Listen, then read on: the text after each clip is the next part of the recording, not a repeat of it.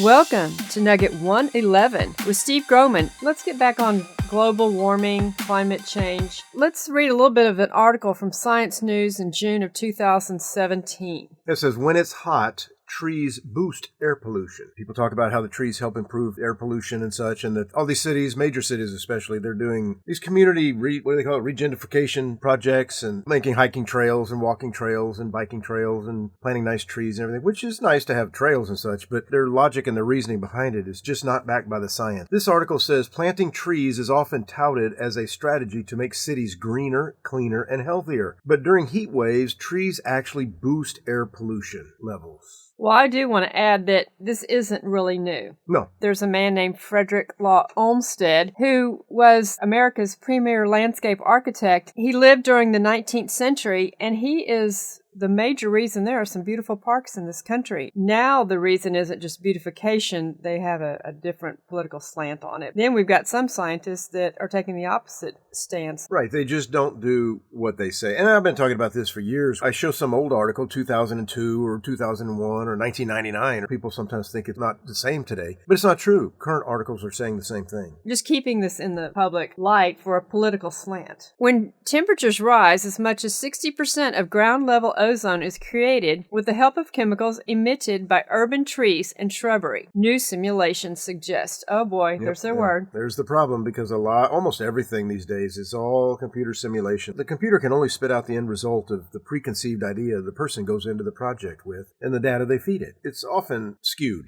in that person's favor that's doing the study. God probably wants us to have all these trees. He created a lush environment, and I think he knows the chemical composition and what is best. Yes, and like this thing goes on with, while the findings seem counterintuitive, everything has multiple effects. Robert Young says, an urban planning expert at the University of Texas in Austin. But he wasn't involved in the study. Now, how many times have we read these articles where they say this or another thing, and then they say the person they're talking about, quoting and relying on, wasn't involved in the study? That is really common in these science articles. I know that we've mentioned it at least once, maybe in the mangroves and in the plate tectonics and the massive volcanoes where they have... That is the way it typically is. But anyway, why is that? Well, it's all a political issue. That's the problem. They're finding who they want to say what? That's exactly right. And look what it says. The results, he cautions, don't mean cities should stop planting trees. Instead, more stringent measures are needed to control other sources of air pollution, such as vehicle emissions. And that's what all this is about, and it always has been. This global warming has nothing to do with us, really and truly. We cover this in some of our lessons, a couple of our different lessons, where we talk about the ice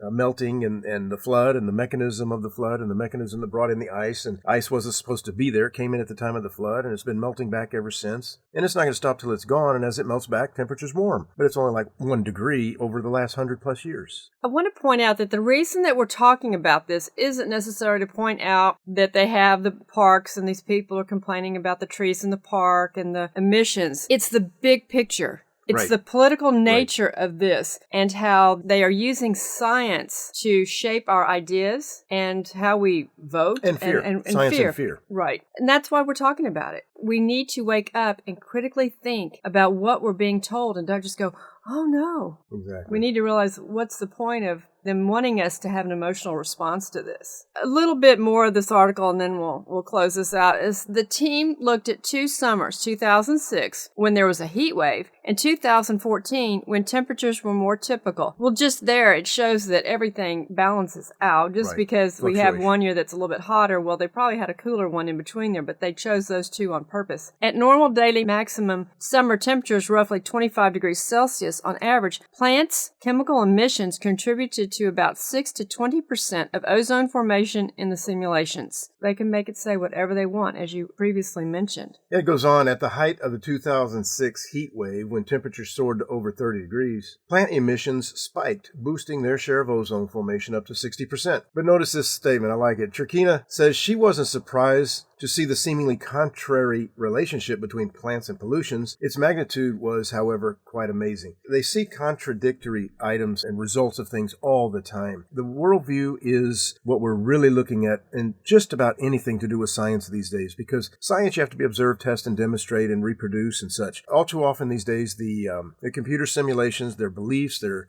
preconceived ideas are factored in stronger than anything else. That's the better way to put what I was trying to say earlier, was it's the worldview that we're looking at. And the article ends, the results, she notes, suggest that campaigns to add trees to urban spaces can't be done in isolation. Radical reduction of air pollution from various sources is also needed, she says. I think sometimes these people, this is their hobby horse. Right. That's kind of a good way to put it. They push fear on the people, and that's what they do with so many different things. And this is how they earn their income. Exactly. Keep stringing the whole topic along, and they probably don't care if it goes back and forth and back and forth. That just gives them job security. Right, and let's always remember, God's the one that put this place here. He says in Isaiah that this earth was put here to be inhabited. We were put here to live in this environment, on this earth. This earth was put here for us, and so it's important to always remember that, and just not let this fear-mongering affect us in a derogatory way. We need to be good stewards. Absolutely we do. I know that we have one more article on this topic, and we'll just push that to our next nugget. So thank you.